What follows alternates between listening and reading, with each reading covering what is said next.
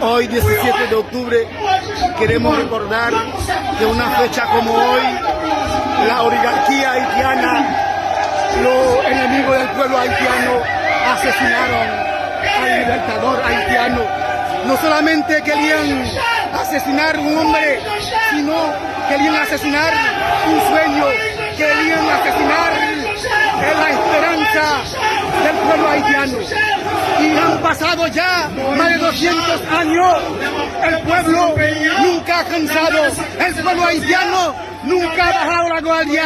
Sigue luchando. Hoy el pueblo haitiano encuentra su esperanza. Quiere retomar su dignidad a través del discurso, a través de la voz, a través de su representante Maurice Jean Charles, el líder carismático. Aquí lo tenemos dirigiéndose al pueblo de Miló, al pueblo de Haití, el pueblo de dignidad, el pueblo de lucha. A pesar de todas las vicisitudes, el pueblo está de pie. A pesar de la inseguridad, el pueblo haitiano está de pie.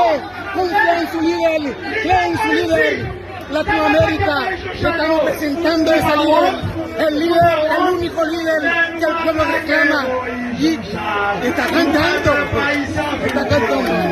Él es el líder carismático. Aquí le presentamos Maurice Jean Charles, Latinoamérica, Latinoamérica solidaria, Latinoamérica de dignidad, Latinoamérica de la izquierda.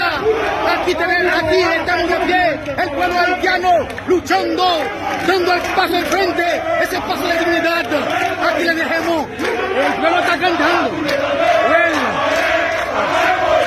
No toque a Maurice Jean Charles, van a quemarlo. Así está diciendo la canción, así está diciendo la canción. No toque a Maurice Jean Charles, si lo toque.